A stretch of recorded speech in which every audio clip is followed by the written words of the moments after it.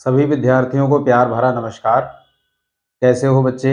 आशा करते हैं आप सभी स्वस्थ होंगे, मस्त होंगे और अच्छे से अपनी पढ़ाई को कर रहे होंगे।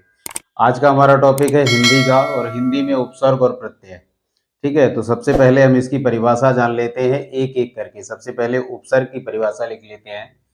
पहला है उपसर्ग। तो उपसर्ग की क्या परिभाषा होगी? उपसर्ग, सभी बच्चे इसको अपनी कॉपी में नोट कर लें कि अगर कभी कोई आपसे पूछ ले कि उपसर्ग किसे कहते हैं तो आप उसको बता सकें। इसमें लिखेंगे वे शब्दांश, ये शब्दांश होते हैं बेटे, शब्द नहीं होते हैं। वे शब्दांश जो किसी शब्द के प्रारंभ में, शुरुआत में, प्रारंभ में जुड़कर या लगकर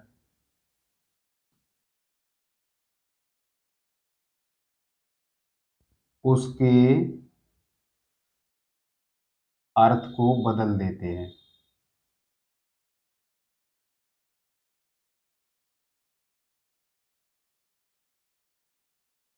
अर्थ को बदल देते हैं,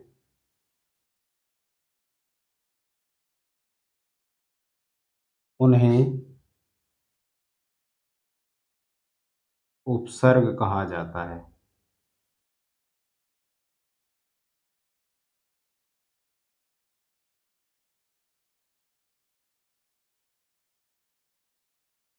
ठीक है, तो ये तो हो गई परिभाषा। कहने का अर्थ है वे शब्दांश, शब्द के अंश हैं, ये शब्द नहीं है। वे शब्दांश जो किसी शब्द की शुरुआत में लग करके, प्रारंभ में लग करके या जुड़ करके उसके अर्थ को बदल देते हैं। जैसे मान लीजिए कोई शब्दांश है, जैसे हम यहाँ पे लिख डाल देते हैं, जैसे कोई शब्द है, मान लो हार। अब हार क्या होता है? हार का अर्थ क्या होगा? हार का अर्थ दो होते हैं, या तो गले में पहनने वाला या पराजय, हार जाना किसी से। अब हम इसके आगे अगर प्र जोड़ दें तो क्या हो जाएगा? बराबर में ये हो जाएगा प्रहार, इसका अर्थ जो है बदल जाएगा। ठीक है, तो ये होता है उपसर्ग। ये एक शब्दांश है जो किसी, ये मूल शब्द है, इस मूल शब्द में जोड़ करके इसके अर्थ को बदल दिया है इसने। तो ये तो परिभाषा हो गई उपसर्ग की। अब इसमें आने वाले बहुत सारे उदाहरण हैं जो अभी हम आपको लिखवा देते हैं, आप उनको नोट कर लें। ज़्यादा नहीं, हमने 10 ये मोस्ट इम्पोर्टेंट जो बहुत ही ज़्यादा महत्वपूर्ण हैं वो वाले हमने लिखे हुए हैं। इनको देख लें आप। जैसे अति उपसर्ग लगा के, आपके परीक्षा में जो प्रश्न आएगा वो कहेगा कि अति उपसर्ग लगा करके कोई दो शब्द बनाइए। तो अति उपसर्ग लगा के क्या, कि जैसे अतिक्रमण हो गया, अतिरिक्त हो गया, अतिशय, तीन तीन आप ये याद कर लीजिए, आपका काम हो जाएगा। अनुशासन, अनुवाद, अनुकरण। आ उपसर्ग लगा के आजीवन, आचरण, आकर्षण। उप उपसर्ग लगा करके उपकार, उपनिवेश, उपदेश। प्रति को लगा करके प्रतिक्षण हो जाएगा, प्रतिदिन हो जाएगा, प्रति एक हो जाएगा। प्रतिधन जब एक होता है तो उसको बोलते हैं प्रत्येक। ठीक है, इसको ऐसे लिखते हैं प्रति और धन में एक, तो ये होता है प्रत्येक। सह को लगा करके सहपाठी हो जाएगा, सहमति हो जाएगा, सहयोग हो जाएगा। ठीक है, सम उपसर्ग लगा करके समकालीन, समकोण, समताप। ये जो होता है ये मूल शब्द होता है, और आगे का जो ये शब्द होता है, ये शब्दांश होता है, वो उपसर्ग होता है। जैसे अधि उपसर्ग लगा करके हो जाएगा अधिकरण, अधिकार, अधिराज। अप को लगा करके अपमान, अपशब्द, अपराध। अब को लगा करके अवगत, अवलोकन, अवरोहण। ठीक है, तो ये तीन तीन आप याद कर लेंगे तो आपकी परीक्षा में बहुत अच्छे नंबर आपको मिल जाएंगे। कोई भी प्रश्न आपका गलत नहीं होगा, क्योंकि ये मोस्ट इम्पोर्टेंट हमने यहाँ पे करवाए हैं। बहुत सारे लिखवाने की ज़रूरत नहीं है, इनको आप लिख लें और इनसे ही आपका काम चल जाएगा। ठीक है, अब हम परिभाषा लिखते हैं प्रत्यय की, कि प्रत्यय किसे कहते हैं। सेम ऐसे ही है, वे शब्दांश जो किसी शब्द के यहाँ प्रारंभ है उसमें कर देंगे अंत में, अंत में जोड़ करके उसके अर्थ को बदल देते हैं, उन्हें क्या कहा जाता है, प्रत्यय कहा जाता है। बस इतना सा लिखना है, ये तो अपने आप भी लिख सकते हैं लेकिन मैं आपको लिखा देता हूँ। लिख गई ये परिभाषा, लिख क्या गई है वही थी, हमने उसमें यहाँ पे प्रारंभ था वहाँ पे अंत लिख दिया है, यहाँ पे प्रत्यय लिख दिया है, ठीक है। इसमें भी वही है कि वे शब्दांश जो किसी शब्द के अंत में जुड़कर उसके अर्थ को बदल देते हैं, उन्हें क्या कहा जाता है, प्रत्यय कहा जाता है। जैसे मान लीजिए कोई शब्द है भूल, कोई शब्द है भूल, क्या है,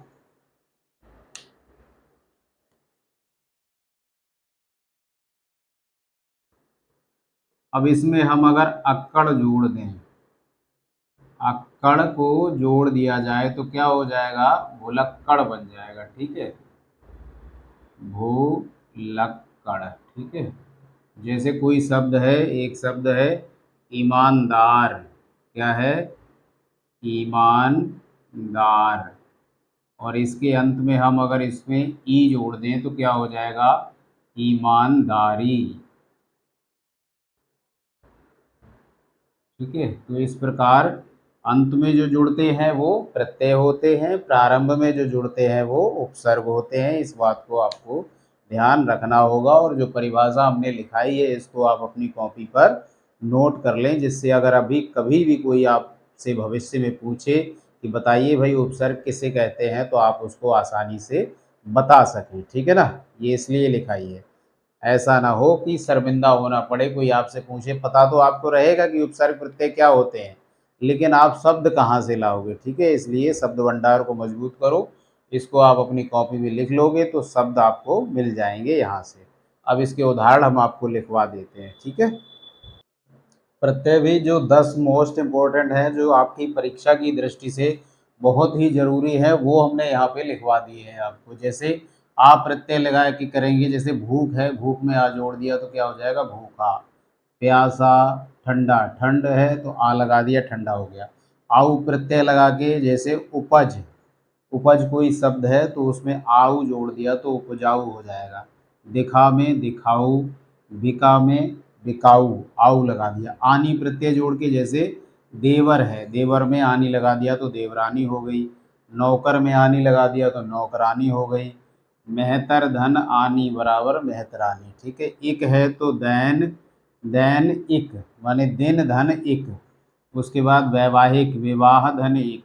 पारिवारिक, पारिवारिक, परिवार धन एक, पारिवारिक हो गया। ईला प्रत्यय लगा के, जैसे चमक धन ईला बराबर चमकीला। जहरीला, रंगीला, रंग धन ईला, रंगीला। आई, आई तो चतुर है, इसमें चतुर धन आई बराबर चतुराई। बुराई, बुरा धन आई।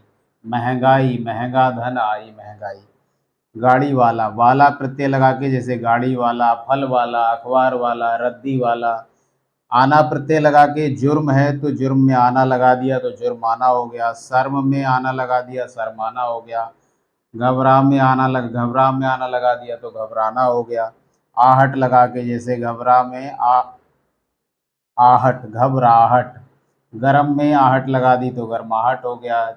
चिकने में आहट लगा दी तो चिकनाहट हो गया। अनीय में पूज धन अनीय, पूजनीय हो गया। पठ धन अनीय, पठनीय हो गया। ऐसे शब्द दिए रहेंगे और आपसे पूछा जाएगा कि इसमें क्या प्रत्यय है, तो आप ये पठनीय, तो आ इसमें छुपा हुआ है, ना में आ छिपा हुआ है, ये ध्यान रखना। नीय नहीं लिखोगे, आप क्या लिखोगे, अनीय लिखोगे। विकल्प रहेंगे उसमें, ऑप्शन लिखा रहेगा कि इसमें कौन सा प्रत्यय है, जैसे नी प्रत्यय है, अनीय है, या सिर्फ नी है।